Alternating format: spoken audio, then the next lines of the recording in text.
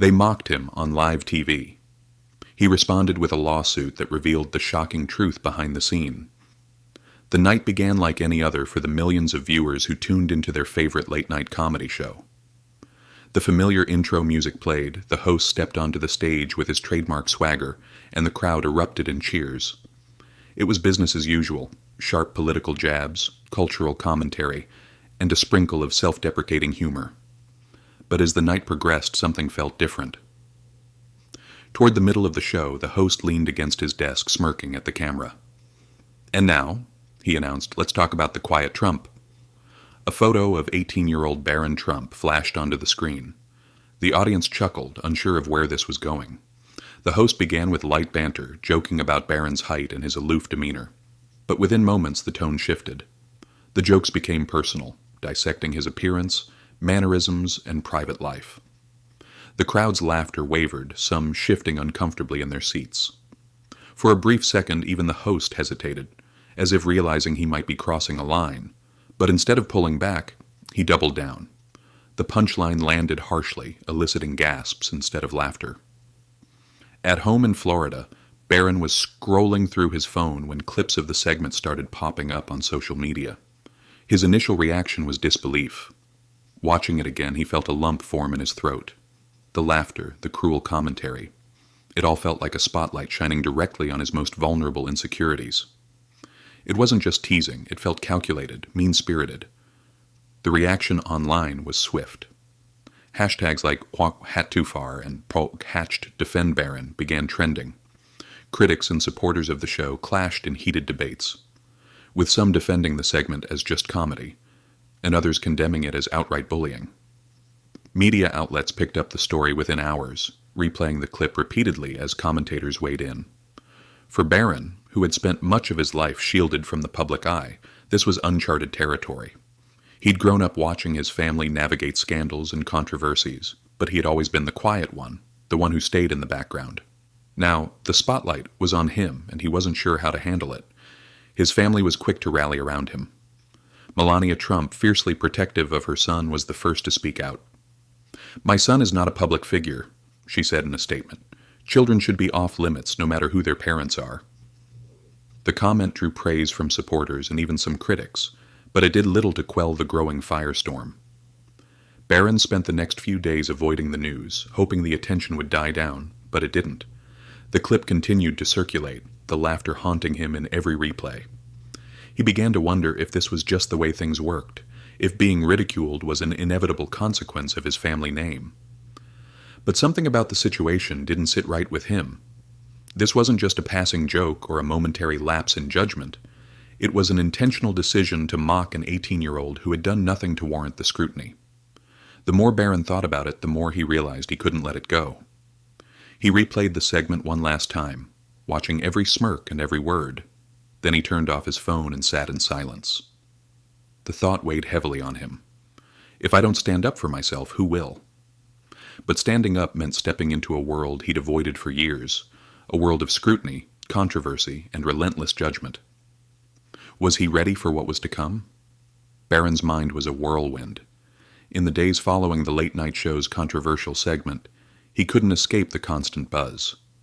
Headlines dissecting the jokes, viral social media posts debating his reaction, and even unsolicited advice from strangers. Yet amid all the noise, he remained silent. It wasn't that he didn't have things to say. He just wasn't sure anyone would care to listen. The Trump family's mansion in Palm Beach was unusually tense. Discussions swirled among advisors and legal experts, each with their own opinion on how to handle the situation. Some believed ignoring the controversy was the best strategy, while others argued for a public rebuttal. "This will pass, Barron," an older family friend said over coffee one morning. "These things always do. Don't give it more attention." But Barron wasn't convinced. Sitting at the edge of the family's sprawling terrace overlooking the ocean, he replayed the events in his mind. The laughter from the audience felt louder with every memory, echoing like a taunt.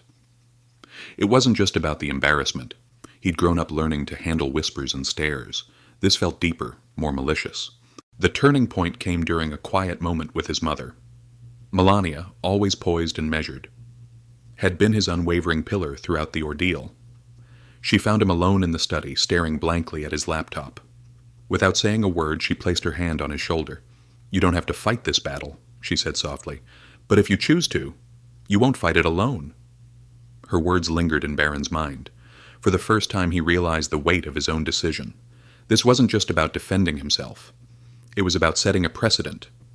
If he let this slide, it would send a message that public figures, even those as young as him, were fair game for ridicule.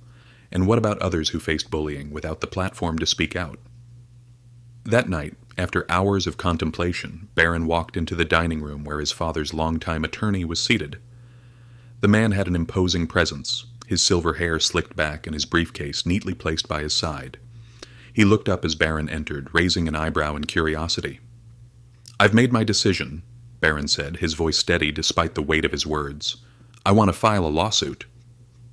The attorney leaned back in his chair, studying the young man in front of him. "You understand what this means, don't you? This won't just be about the jokes. The media will pick you apart. They'll dig into your life, your history, everything. Are you ready for that?" "I've thought about it," Barron replied, meeting his gaze. "And I know it won't be easy. But this isn't just about me. It's about showing people that there's a line, and that crossing it has consequences." The attorney nodded, a faint smile breaking his otherwise stoic expression. "All right," he said. "Then let's make them understand." The lawsuit was filed within days, and news of Barron's decision spread like wildfire. Media outlets pounced on the story, analyzing every detail of the case and speculating on the outcome. The lawsuit wasn't just a legal battle. It was a cultural flashpoint. Some hailed Barron as a symbol of standing up to bullying, while others dismissed him as overly sensitive, accusing the Trump family of weaponizing the courts. But for Barron, the opinions didn't matter anymore. He had made his choice, and there was no turning back. But as the lawsuit gained traction, the question loomed. Would this fight bring the justice Barron sought, or would it only deepen the spotlight he'd worked so hard to avoid? The news of Barron Trump filing a lawsuit against the network landed like a bombshell.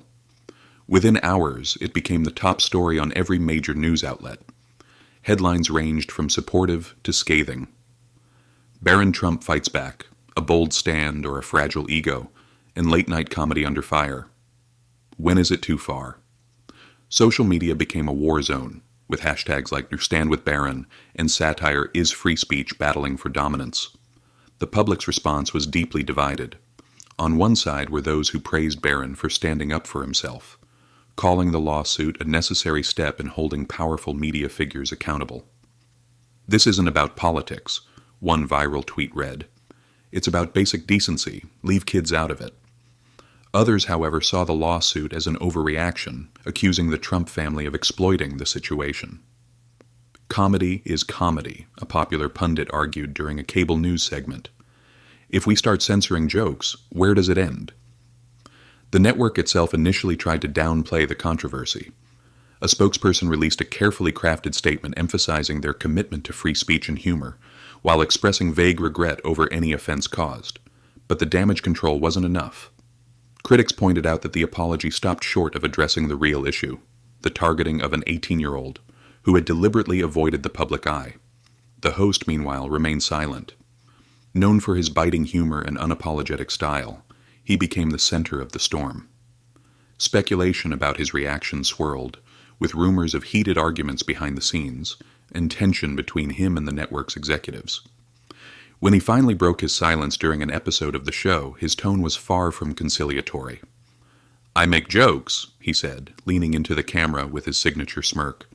"Some people can take them, and some people can't." The audience laughed, but the moment felt uncomfortable, even forced.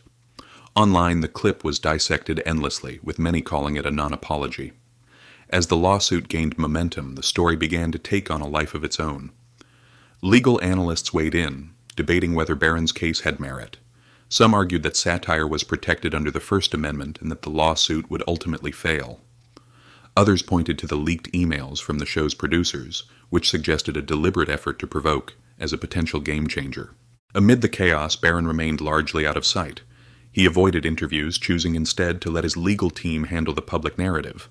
But the pressure weighed heavily on him. Friends who once called to check in grew distant, unsure of how to navigate his sudden notoriety.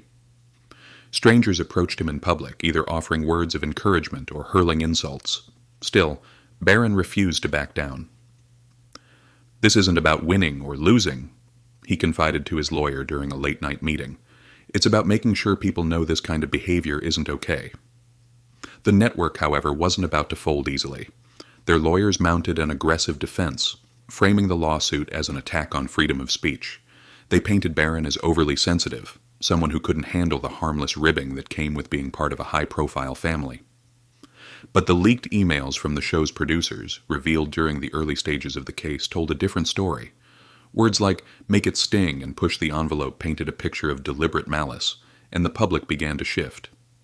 Even some of the show's most loyal fans found themselves questioning the ethics of targeting a teenager. But as the lines between comedy, cruelty, and accountability blurred, the world waited to see whether the courtroom would deliver justice or merely more spectacle. While the world speculated on the lawsuit's outcome, Barron's legal team worked tirelessly behind closed doors. The office of his lead attorney became a war room, walls lined with documents, timelines, and charts mapping out every angle of the case. It wasn't just about winning. It was about building an airtight argument that would stand up to the network's powerful defense team. The emails from the show's producers were a goldmine of evidence. What initially seemed like a few careless remarks revealed something much darker. Upon closer inspection, the tone of the correspondence was unapologetically aggressive, with phrases like, "he's an easy target and let's push the line and see what happens." One email even hinted at how the backlash could boost ratings, describing the controversy as a PR win waiting to happen. When Barron's attorney shared these findings with him, the young man's expression hardened. "They didn't just make a mistake," he said. "They planned this. They knew exactly what they were doing." The legal team decided to file a motion to include the emails as key evidence in the trial. The network's lawyers immediately moved to block their admission, arguing that the emails were taken out of context and did not represent the intent of the segment. But the judge ruled in favor of Barron, allowing the emails to become part of the case. The decision sent shockwaves through the entertainment world. News of the emails leaked to the press, igniting a new wave of outrage. Public opinion began to shift further in Barron's favor. Even those who had initially dismissed the lawsuit as frivolous found it hard to defend the producer's actions. The network faced growing pressure, not just from the public, but also from its advertisers. Brands began pulling sponsorships from the show, unwilling to associate themselves with the controversy. Inside the network, chaos reigned. Producers and executives held emergency meetings trying to contain the fallout. Fingers were pointed, blame was deflected, and morale plummeted. The show's host, once untouchable, became a liability. Despite his defiant public persona, insiders revealed that he was increasingly isolated, both professionally and personally. The host finally addressed the controversy during an episode of his show, but the response fell flat. His tone was defensive, his jokes forced. "We live in strange times," he said, gesturing toward the camera, "when comedians are put on trial for doing their job." The audience laughed, but it felt hollow, a pale echo of the raucous energy the show once commanded.